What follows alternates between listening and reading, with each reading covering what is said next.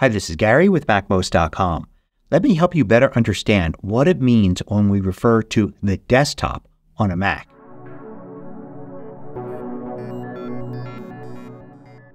MACMOST is brought to you thanks to a great group of more than 2,000 supporters. Go to MACMOST.com/Patreon. There you could read more about it, join us, and get exclusive content and course discounts. So when we talk about using your Mac, there are actually three different things that are referred to all the time as the desktop or a desktop. I'm going to refer to them as the desktop with an emphasis on the desktop folder with an emphasis on folder, and desktop spaces with an emphasis on spaces. These are all related, but they mean different things, and understanding what they are and how they are different is one of the keys to understanding your Mac. So first, let's start here. This is what you might call the desktop. You see a lot of different things here, and there are actually many different layers. In addition to that, if you look in the Finder, either under iCloud Drive or in your Home folder, you're going to see a folder called Desktop.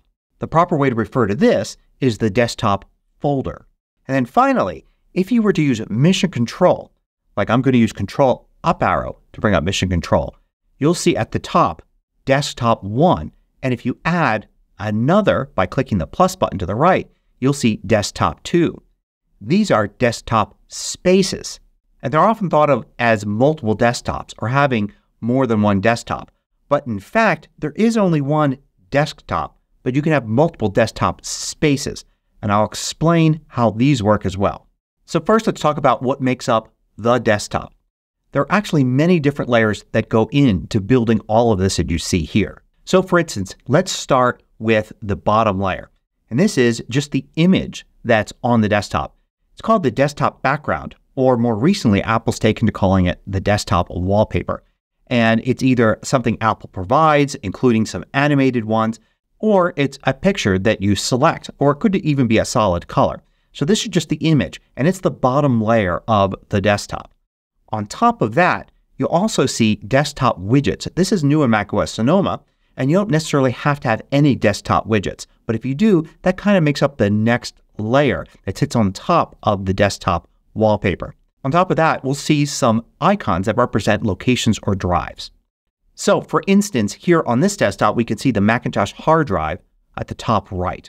If you actually go to Finder, Settings, and then you look under General, you could see the 4 different types of items that could appear here. So you've got those things in that layer. So the next layer shows you files and folders. This is actually the contents of the desktop folder. So if we look on this desktop, we can see there are 4 files here. If we look in iCloud Drive, which is where I have the desktop folder in this case, and I look in the desktop folder, I can see those same 4 files. So these aren't in 2 different locations. This is just one location, and you see the same file 2 different ways. So any files you put in the desktop folder are going to appear on the desktop in that files and folders layer. And if I were to do something like, let's say, select this file here and then delete it, you could see how it's gone from here because it's only one location. The layer here showing your files and folders is the same as this desktop folder. It's one location, just 2 different ways to view it. So you've got that layer there as well. On top of that, you've got the final layer, which includes any app windows that you have open. So this could be Finder windows from the Finder app or any windows from any app you're using. Those will make up the top layer of the desktop. So let's look at some common misconceptions. It's often said that when you place files and folders on the desktop, that they're on the desktop, as in that's their actual location. But the real location is here in the desktop folder. You're simply seeing the contents of the desktop folder in the Finder and also in a layer here on the desktop at the same time.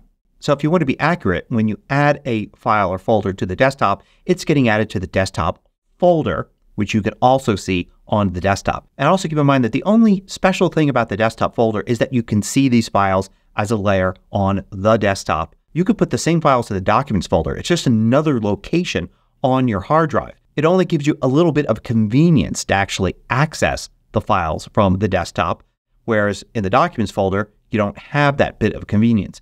But on the other side, it also creates a little bit more of a messy work environment as you're going to see these on your desktop as you're working in other windows. That's why I prefer to actually not put files and folders on the desktop at all and leave my desktop folder completely empty and just have all my files and folders in the Documents folder. Now, misconception number 2 is similar. It's that hard drives and other locations are not actually on the desktop. These are just shortcuts to get there. So if I double click on Macintosh hard drive here, it opens up Finder window and shows me Macintosh hard drive. But I don't need to have that there. That's just a convenient way to get to it. If I were to go in the Finder and create a new Finder window and then go, say, to the computer level, I could see the top level here, see all of the drives that could appear here, and I can easily get to the same location. So these icons here are just basically a way to quickly access different drives and other locations. They aren't actually on the desktop. That's not their location. Now also, app windows themselves, like this Finder window here and this text edit window here, aren't necessarily on the desktop. They are kind of floating above it. They're not actually desktop elements, but things above the desktop. And that brings us to our 4th misconception, and that's about using mission control and spaces. So if I were to bring up mission control and I've got this one desktop space here, if I click the plus button, it's not correct to say I've created another desktop. You haven't. You still only have one desktop. What you've done here is create another desktop space. So on this desktop space, I can see the same desktop background, the same layer with hard drives and other locations, the same layer with files and folders, the same layer with widgets. But I'll see different app windows. So if I bring up the Reminders window here, for instance, there's the Reminders window. If I go back into Mission Control and look at the desktops, you can see I've got the Reminders window in this desktop space. And I've got these two windows, Finder and Text Edit, in this desktop space. So it's not correct to say that I've got two desktops. I've actually got one desktop with two desktop spaces. The only difference between these two spaces is the app windows that float above it. Otherwise, the desktop itself is the same. It's showing you the one and only desktop in both of these locations.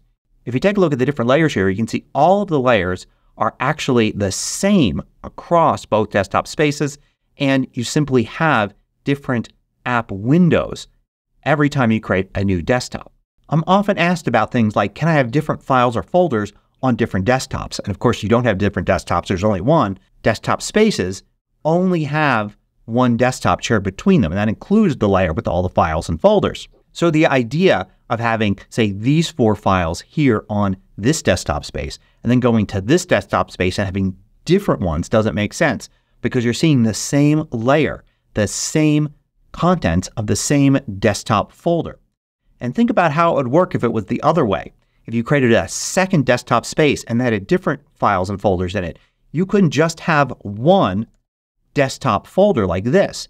You'd have to have 2 or 3 or 4, however many desktop spaces you had. You'd have to have different desktop folders with the contents that would be shown on each desktop space. And in that case, what would happen if you would simply close a desktop like this?